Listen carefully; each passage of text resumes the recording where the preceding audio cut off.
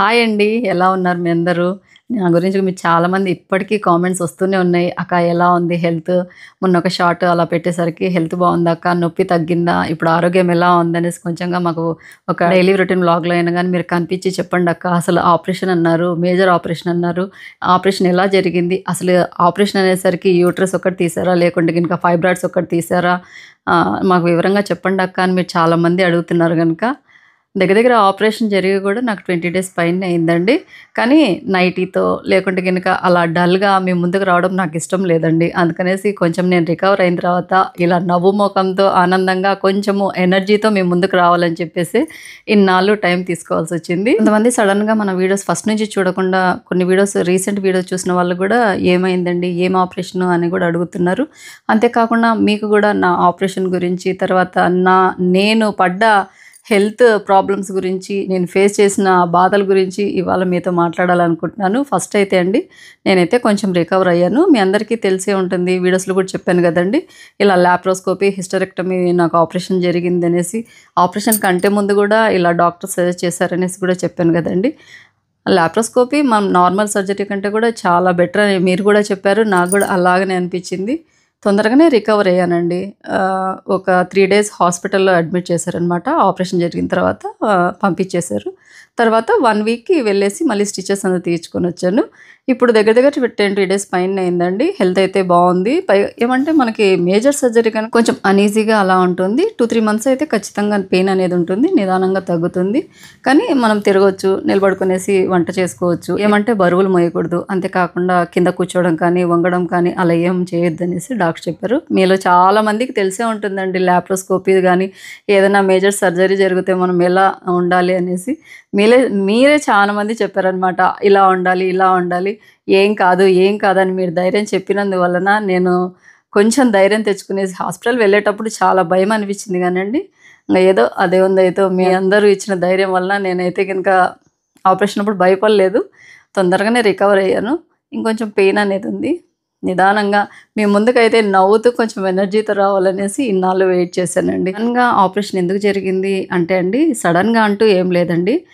నేను పడ్డ బాధ 2 సంవత్సరాల క్రితం నుంచి నాకు ఈ పెయిన్ అనేది ఉందండి.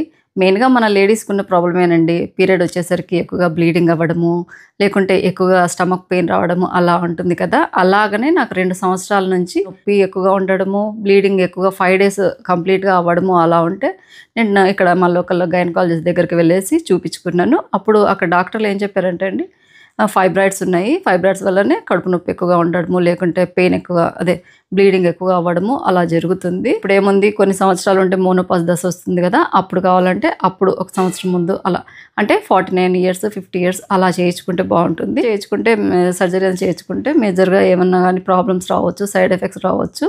కొన్ని రోజులు చూడండి అన్నట్లుగా చెప్పారు. టాబ్లెట్స్ అయితే ఇచ్చారు. కానీ అలా వాడుతూ వాడుతూ దగ్గర దగ్గర సంవత్సరన్నర అంటే 6 నెలల క్రితం వరకు గూడా అలాగనే వాడుతూ ఉన్నాను. కానీ నొప్పి ఎక్కువగా ఉండడము అలా ఉండిందనమాట.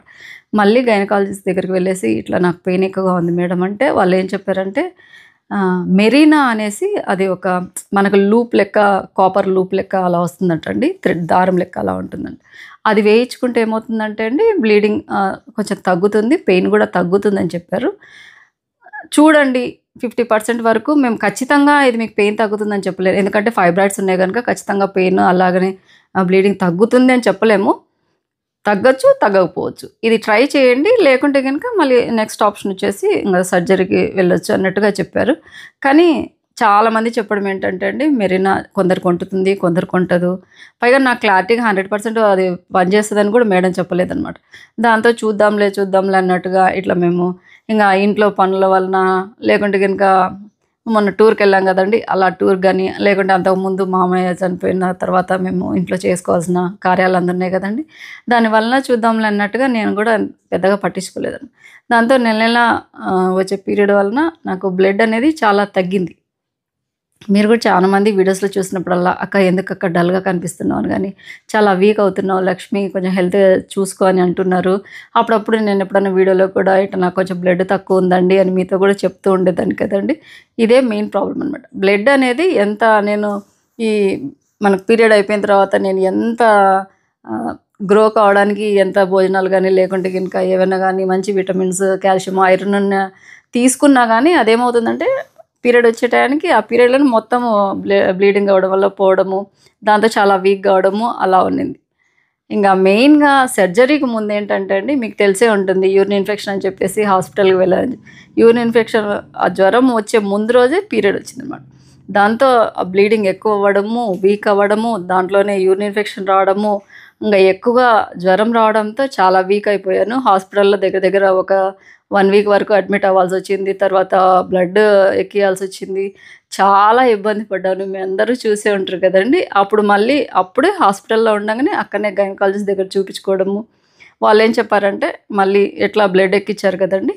మళ్ళీ పీరియడ్ వచ్చే టయానికల్లా సర్జరీకెళ్ళండి. మళ్ళీ పీరియడ్ వస్తే గనుక ఇట్లా బ్లడ్ పోతుంది. మళ్ళీ బ్లడ్ ఎక్కియాల్సొస్తది. ముందే తను వీక్‌గా ఉంది గనక ఈ ఒక 10 డేస్, 15 డేస్‌లో బాగా న్యూట్రిషన్ ఉన్న ఫుడ్డు, అలాగనే ఇంకొంచెము పాలకూర గానీ, లేకుంటే గనుక ఏదైనా ఐరన్ రిచ్ కంటెంట్ ఉన్న ఫుడ్ ఇచ్చేసి కొంచెం ఇంకా బ్లడ్ పెరిగేలా చూసుకోండి. మనకి పీరియడ్ వచ్చే టయానికల్లా గానీ ఇలా సర్జరీ అనేది వెళ్ళిపోండి అని చెప్పారు. మెయిన్ నాకు జరిగిన ప్రాబ్లమ్ ఇదండి. 2 ఇయర్స్ నుంచి నేను పడ్డ బాధనమాట. నా లెక్క మీరు మాత్రం ఉండొద్దండి. ఏదైనా కొంచెం నేను కూడా చూపించుకున్నాను. కానీ ఇంత వీక్ అయ్యేంత దాకా నా లెక్క మాత్రం ఉండొద్దండి. వెంటనే డాక్టర్ సజెస్ట్ తీసుకోండి. మీ ఆరోగ్యాన్ని కాపాడుకోండి. ఇంక మెయిన్‌గా సర్జరీ అనేసరికి నాకు భయమేసింది ఏంటంటే అండి, అనస్థీషియాకి భయపడ్డానండి.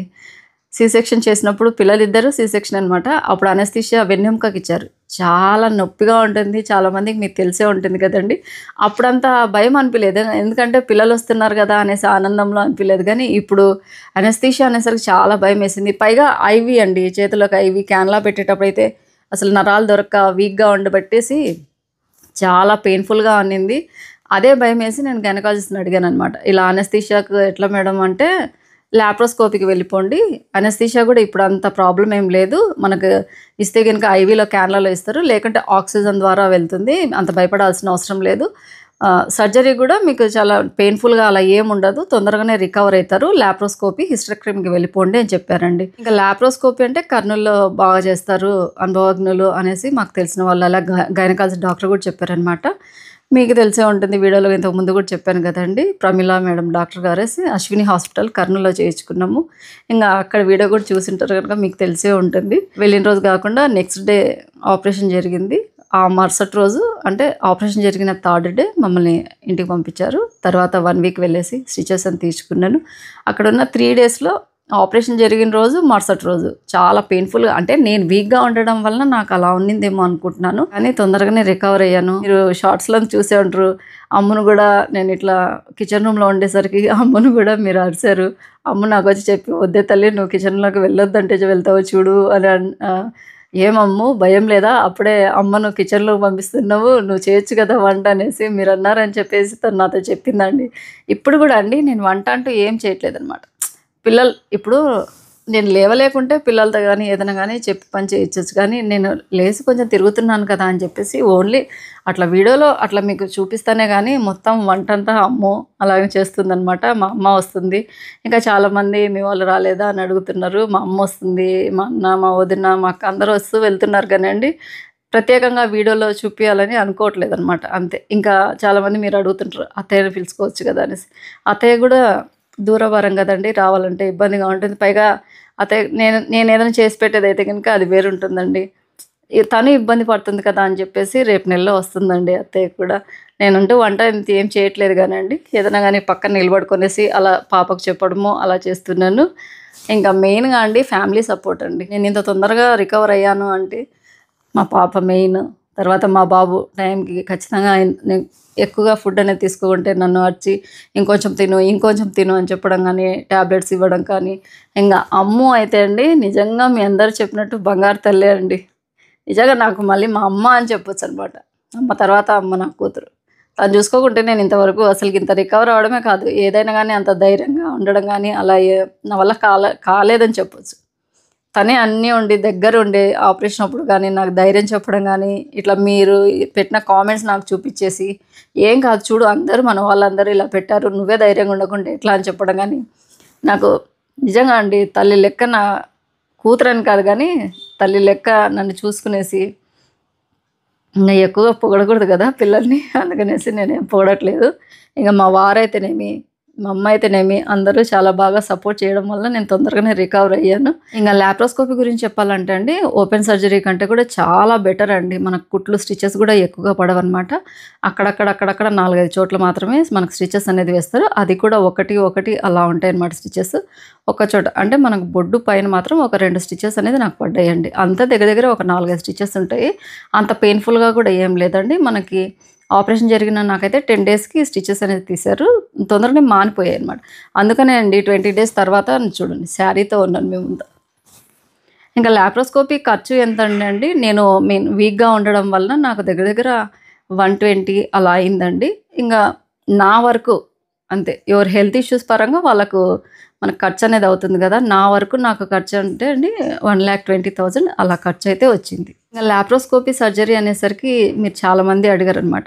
ఓన్లీ యూట్రస్ తీసారా? లేకుంటే యూట్రస్‌తో పాటు ఓవరీస్ తీసారా? అలాగనే లేకుంటే ఓన్లీ ఫైబ్రాయిడ్స్ తీసారా అక్క అని చాలామంది డౌట్ అడిగారు. నా ప్రాబ్లమ్ ఇది అనేసి డాక్టర్ దగ్గర వెళ్ళినప్పుడు డాక్టర్ సజెస్ట్ చేసింది ఏంటంటే అండి, యూట్రస్‌లో ఫైబ్రాయిడ్స్ ఉన్నాయి. మీకు 44 ఇయర్స్ కదా!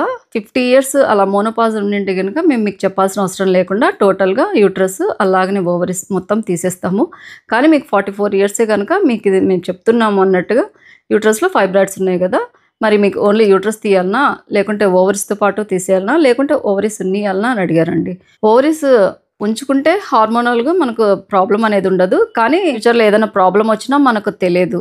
మళ్ళీ ఫైబ్రాయిడ్స్ ఓవరీస్‌లో అది ఏర్పడ్డా అవి క్యాన్సర్ కింద మారినా కూడా మనం కనుక్కోలేము. డాక్టర్ సజెస్ట్ చేసింది ఏంటంటే అండి, యూట్రస్‌తో పాటు ఓవరీస్ కూడా తీయించుకోండి. 44 ఇయర్స్ గనుక ఇంకా 4, 5 ఇయర్స్ వరకు మోనోపాజ్ వరకు ఏదైనా కొంచెంగా మెడిసిన్స్ అలా వాడుతుంటే హార్మోన్ ప్రాబ్లమ్స్ అనేది రాకుండా ఉంటే అనేసి డాక్టరే సజెస్ట్ చేశారండి.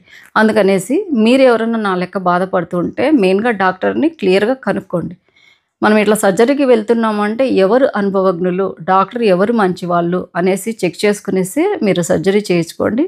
ఫ్యూచర్‌లో ప్రాబ్లమ్స్ అనేది రాకుండా ఉంటాయన్నమాట. డాక్టర్ సజెస్ట్ చేశారు కనుక నేనైతే ఇంక టోటల్‌గా అంటే అండి యూట్రస్, ఫైబ్రాయిడ్స్ అలాగనే ఓవరీస్ టోటల్‌గా నాకు తీశారండి. నాకు తెలిసినంత వరకు నా అనుభవంలోకి వచ్చిన దాన్ని బట్టేసి నార్మల్ సర్జరీ కంటే లాప్రోస్కోపీ చాలా బెస్ట్. తొందరగా రికవర్ అవుతారు. ఇన్ఫర్మేషన్ ఇచ్చినట్టుగా ఉంటుంది. అంతేకాకుండా నవ్వుతూ మీ ముందుకు వచ్చినట్టుగా ఉంటుంది. తర్వాత మీ కామెంట్స్‌ని చాలా మిస్ అవుతున్నాను. ఎందుకంటే ఏదైనా వీడియోని పెడితేనే కదండీ మీరు కామెంట్ చేస్తారు.